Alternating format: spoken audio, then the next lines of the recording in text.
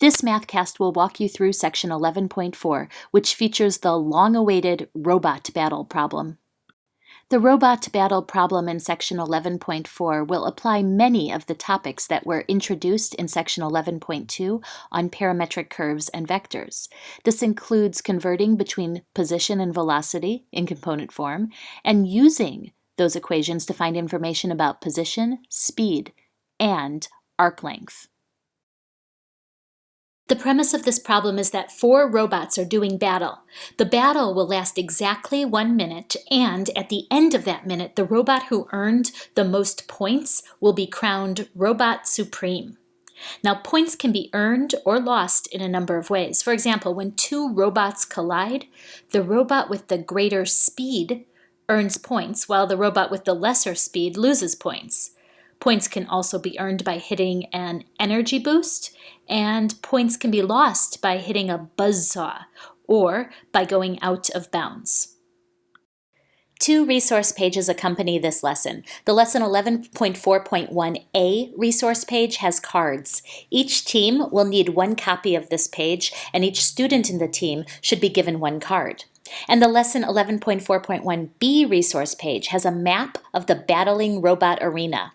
The boundary lines of the arena are shown on this map, and the buzzsaws and the energy boosts are plotted on the map as well. Notice that buzzsaws and energy boosts are deliberately drawn to take up space on the arena. In other words, they have area. They are not coordinate points. So that means that the robot does not need to go through the center of a buzzsaw or the center of an energy boost in order to lose or gain points. It merely needs to graze it. Now, every student is going to need a copy of their own resource page.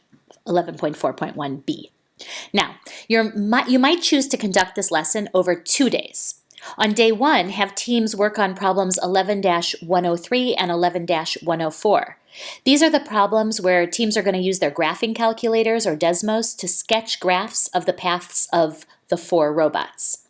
And then they'll record those results on the resource page and use those graphs to attempt to add up points and determine which robot is supreme.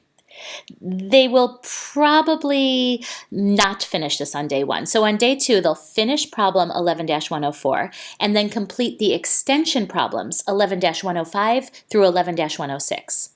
As for homework, you could assign the entire review and preview section on day 1, and then students can finish problems 11-106 for homework on day 2.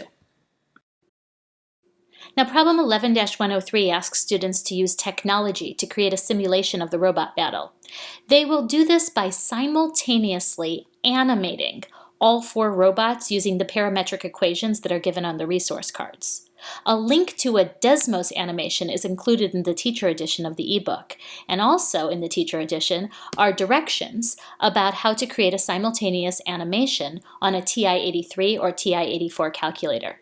Now be aware that some popular graphing calculators do not have the capacity to animate parametric equations. So if your students run into any issues with their technology, they can always complete this activity on Desmos, which they can access using any sort of online device. Now, the Desmos animation looks like this. Your students will input the parametric equation for each robot and then animate it starting at t=0 seconds and ending at t=60 seconds. For your reference, possible programming code can be found in the teacher edition of the ebook under Robot Battle Answer eTool. Now, once your students have created a simulation that they can reference, they will start calculating points to see which robot won the battle. This is where you will need to prepare some pocket questions because there are some false assumptions that your students might make about how to tally these points. For example, a robot does not need to travel through the smack center of a buzzsaw or an energy boost in order to lose or to gain points. Look at Mach 1, for example. That robot hit the edge of the same energy boost 3 times during the 60-second battle. Now, it doesn't appear that way now because we're looking at the static path that your students might record with their pencils on the resource page. But the animation reveals that Mach 1 traced back upon its own path more than 1 time. So Mach 1 will get credit for 3 energy boosts, not just 1. Another false assumption that students are likely to make involves locating collision points. Looking at their resource pages, your students might assume that every intersection point represents a collision. However, only 3 of these are actual collision points, because for the robots to collide, their paths must cross at the same time, and that only happens thrice. Now, some teams will make this error, and it is important to be prepared to guide them towards discovering their mistake without telling them what they did wrong.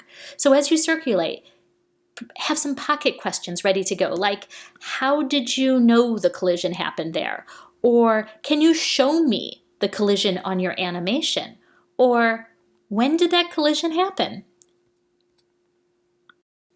Now, of course, once your students have correctly identified the 3 collision locations, in order to determine which robot is the winner of each collision, your students will have to convert the position equations for each robot into velocity equations, and then use the components of the velocity equation to write a speed equation. And problem 11-105 asks the students to write speed equations for each and every robot, and then graph them on a speed versus time rectilinear axis in order to compare statistics on each robot, such as the maximum speed, the total distance each robot traveled, and the average speed for each robot. Then problem 11-106 is an open-ended task that can be finished as homework for day 2. This problem challenges students to create their own robot and its corresponding parametric equation that would represent a robot who would win over the other 4. And this concludes our walkthrough of section 11.4. This is the final section in this chapter. The next chapter, chapter 12, will be the final one in the book, and will cover Taylor polynomials and Taylor series.